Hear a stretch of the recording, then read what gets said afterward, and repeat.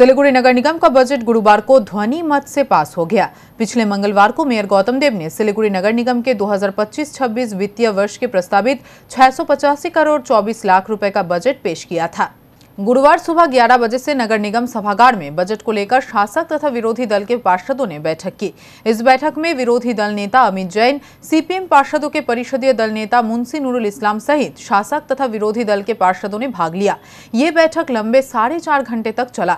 विरोधी दल नेता अमित जैन ने बताया कि ये बजट काल्पनिक है। बजट में जो राशि आवंटित की गई है उसका आधा भी खर्च नहीं होगा। दिशाहीन बजट के कारण सिलीगुड़ी का विकास नहीं हो पाएगा।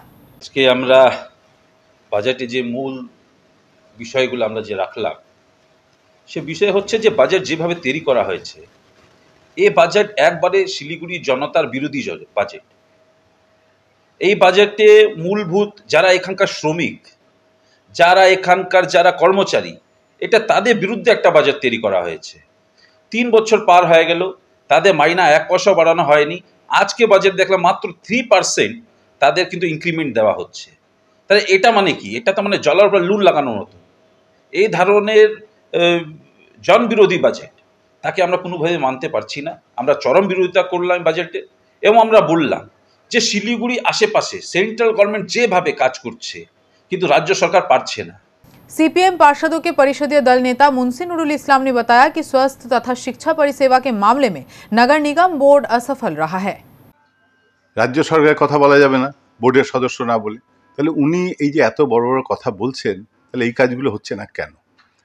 শহরের প্রাথমিক স্কুলগুলো প্রায় বন্ধ হয়ে যাওয়ার মুখে। হেলথ সেন্টারগুলো কি অবস্থা? আমার ওয়ার্ডে আজকে উনি প্রায় 4.5 বছর হলো, উনি ভালো করেই জানেন, একটা প্রাইমারি হেলথ সেন্টার তার একটা স্যাংশন হয়েছে, সেই কাজটা এখনও কমপ্লিট হয়নি।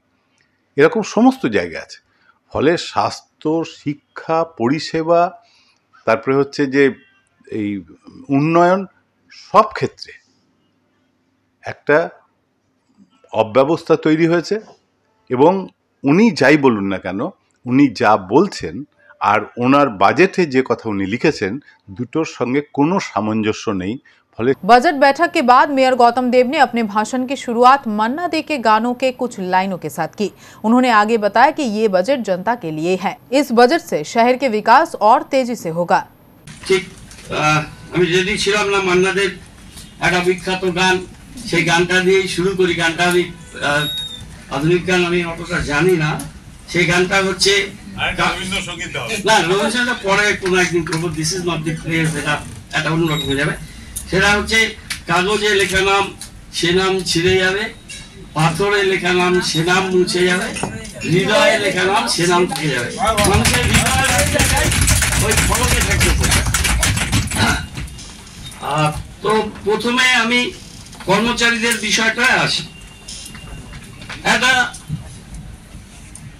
খুব সোজা কথা, সেটা হচ্ছে কর্মচারীরা আমাদের কর্পোরেশনের স্তম্ভ। তার মধ্যে বিশেষ করে কনজারভেন্সি সার্ভিসে যারা কাজ করে, নির্মল বন্ধু যারা বাড়িতে বাড়িতে গিয়ে কাজ করে, আর অন্যান্য যারা কাজ করেন, দুটো ক্যাটাগরিতে এখানে কাজটা হচ্ছে।